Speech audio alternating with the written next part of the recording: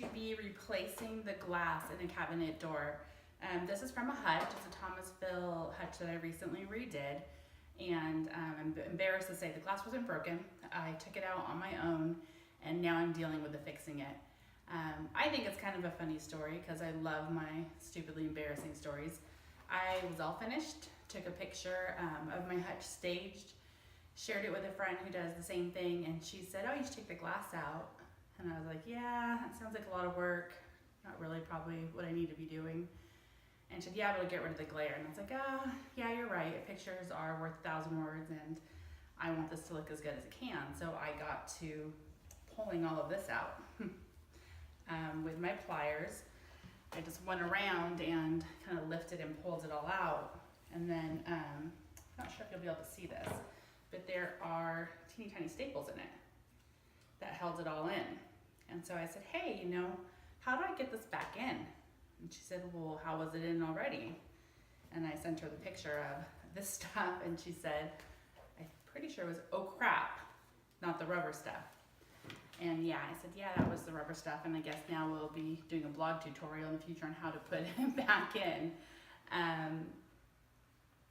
Not the end of the world, as I discovered. A lot of people now are actually taking antique glass, and if they have to replace it, they're not putting in the rubber stuff or the wood trim that held it back in, but they're using silicone. Silicone cuts down on the rattle when things open and close. And it's a great and simple way to put it back in. That's what we're going to be doing today. So I have my door, I have my glass here, I cleaned it, and we're going to be using a few simple tools to put it back together. This is only my second time doing this. I'm not perfect, but you'll be able to get the gist of it, and you can perfect your technique. The truth is, I'm terrible with a caulking gun. I can make a horrid mess. So I'm hoping that today we don't make a horrid mess. And someday if I'm better, maybe I'll do a tutorial on how I improved my caulking skills. But whether it's recaulking my sink or using it to put silicone on a mirror, just not my thing, not my best. Kind of a messy Marvin. So the tools we're going to be using are a silicone. This one, I use this one. It says Lexel. And to be perfectly honest, the reason I got this one was it said it sticks to almost everything, and I was really feeling unsure about what I needed. Sticks to almost anything is exactly what it says. Instantly waterproof, cured sealant, is mildew resistant, and it's paintable. Perfect, perfect, and perfect. It does have an odor, definitely. Smells like a sniffing glue, and it just did. It's clear, so I don't know, I think that's desirable, and then it is also paintable. If you get it on your glass, it's easy to take off with just a straight razor blade, which you can also use for paint and things. If you just go down and under, it's going to lift it up. It's flexible and it can peel out. This one, I have a little bit of crud on it. So I'm going to take that off and kind of hopefully get rid of some of my initial goo. And then for storage, I always use these little lids. They kind of have like a little plunger plastic in there. It keeps it in there, keeps it sealed so it doesn't get dried up in the nozzle. And this will keep it so you can puncture whatever does gum up in there. On most containers, they do fit on better. This one's a little fat here, but it seems to be working just fine. This mineral spirits, this one's a mineral spirit substitute, but I used it at the end to help get off anything that I got on my glass, and then also to smooth the caulking, silicone caulking in these grooves, because it can get a little gummy, and it's just gonna help to seal it if I don't break my mirror with it or my glass with it first. So first, you just load your caulking gun. This is normally way back, like this. You drop it in. Mine has rungs right here. You take that forward as far as it goes, and then your trigger is going to help feed it forward as you need more product. Your top is cut at an angle. There are little guidelines on here that you're not going to be able to see on camera, but if you go pick up the caulking, you will see them there. And you just cut at an angle. See how it's at an angle? It goes down, and that's going to help you smooth the caulking into this little groove.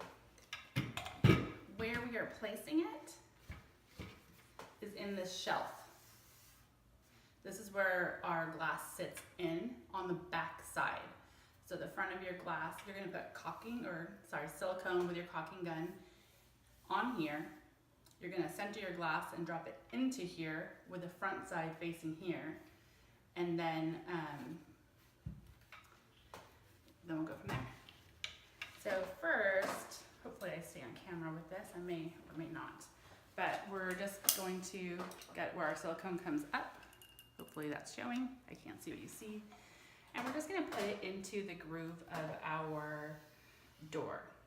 You wanna get enough that it's going to hold your glass in place. This has a pretty big ridge. My first feeling is always to put it in the corner, but on here you're gonna want it to be a little further out. You're just trying to get enough, and it's gonna probably take some time and playing with it to get better at it, where you're dropping your glass in, it's gonna hold it in place, but hopefully it's not gonna squirt out onto the front of your glass. And if it does, don't freak out. You can clean it after.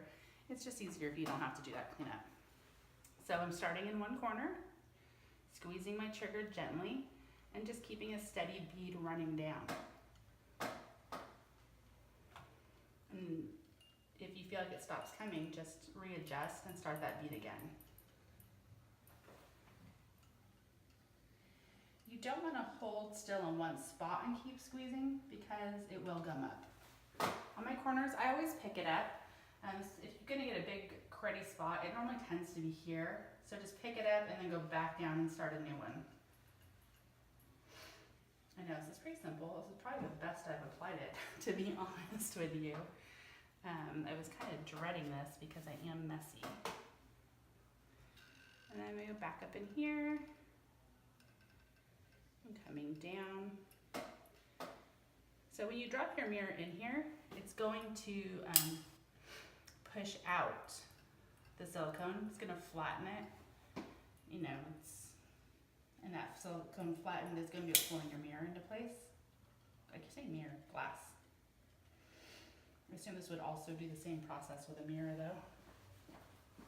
And then they come in the top. Again, corners to me are always important.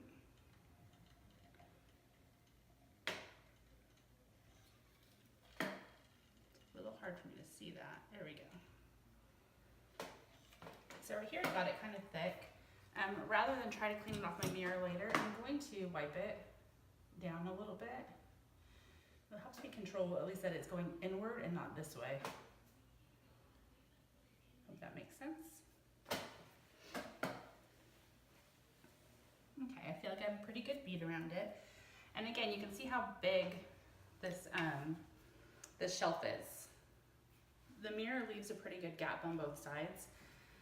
It's important that you, make sure that you have the front side down. This one has a cutout in it, so it's easy to know where it goes. You're gonna try to handle it just from the side so that you're not getting your fingerprints right there. And then the trick is to center it. You don't want it to be all to one side or the other.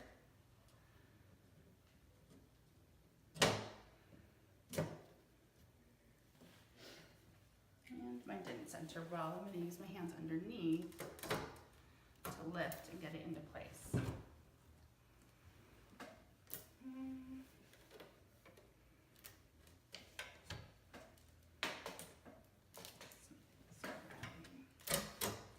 There we go. So it was hitting something on the top that wasn't letting it down. But now it's in place. I'm not worried about getting fingerprints on it right now. It's definitely going to happen. And then what I do next is not the most professional look. I'm sure you can buy something that's meant for waiting glass. But I'm going to put books on here and buckets of water, and that's going to hold this in place while it dries. I'm just going to go around and make sure I have good contact.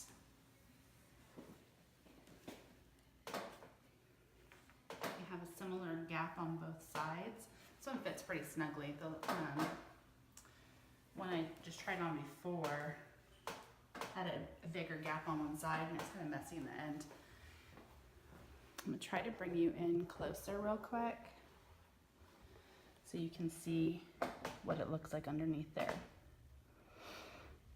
So this used to have this nailed in all around, and some pieces will use quarter round wood pieces in there all the way around. And both are fine if you pull them out and you have the tool to get it back in. I just couldn't imagine trying to shoot nails into there. I definitely would have broken this glass. These little things, having to shoot it in there where the glass isn't but the wood is, I would have been replacing all of the glass.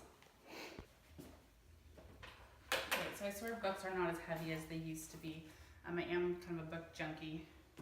So what I do is get them placed on here.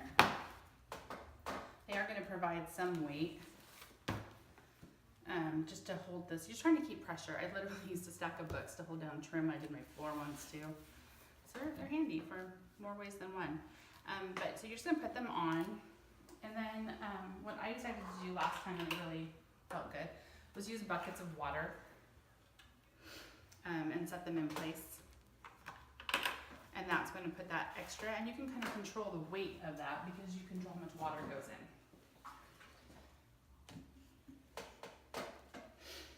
You know, try to put enough pressure that it's weighted, but not that it's going to crack your glass. You are still dealing with delicate materials. I didn't need to use this in this step. It does have weight. I'm going to just set it down on here. When I go back after, we're going to let this dry for a few hours, and then I'm going to come back and silicone the interior. And that's when making that clean caulk line is going to matter more, and that's when we might use this if we need to. If we don't need to, fantastic, we won't. Back, I'm just removing the products that we have weighting down our glass.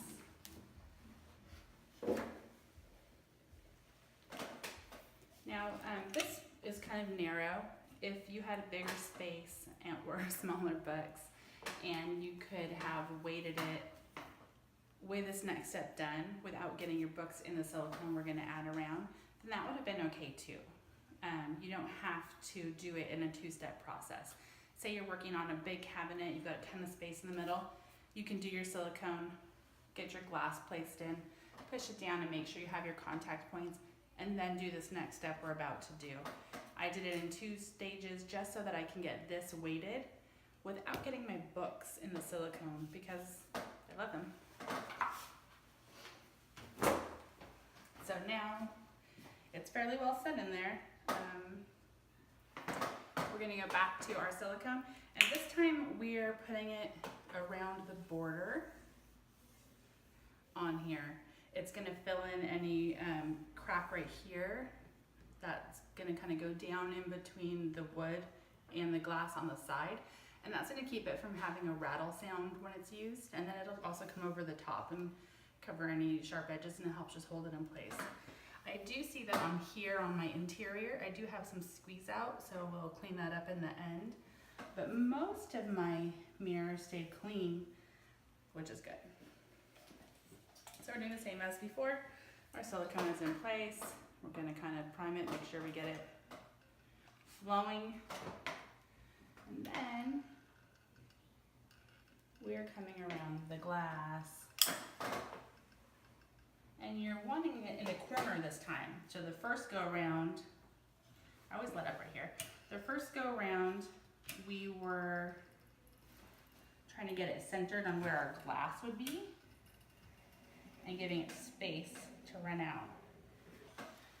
That's a weird angle right there. This time we're filling in that corner gap like you do on your shower or your sink when you do your home maintenance. Okay. Probably get in front of the camera here and move this. Just trying to keep contact with that wall and going around. Now this is where you have any goopy spots.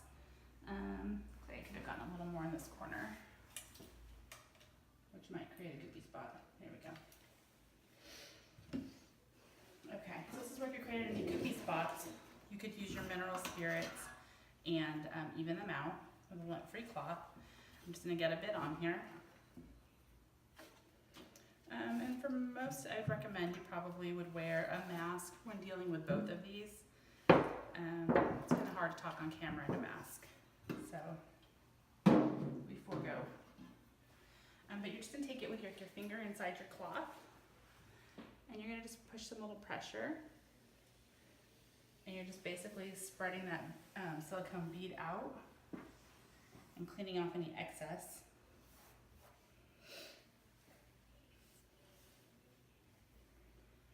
Just keeping it as clean as possible.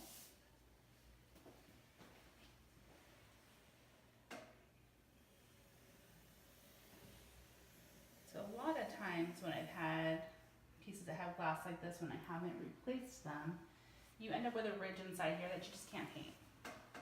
You know, if you want to paint it, you got to get the glass out. Felt really thick up here and real thin down here. I'm going to add a little more.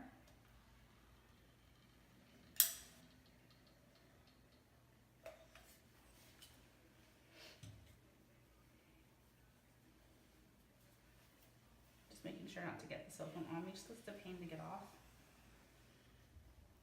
If you've ever used rubber cement, it's basically the same thing.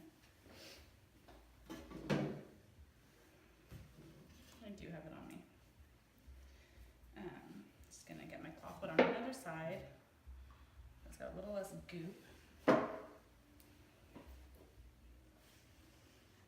I got quite a bit in this corner when I felt I didn't have enough. Okay, so now I'm just going around to my top part.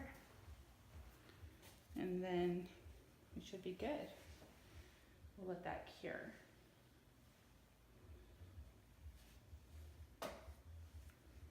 Same with these corners. I don't know if you saw that, but basically since we kind of are coming from two different directions, your corners can end up with a lot extra.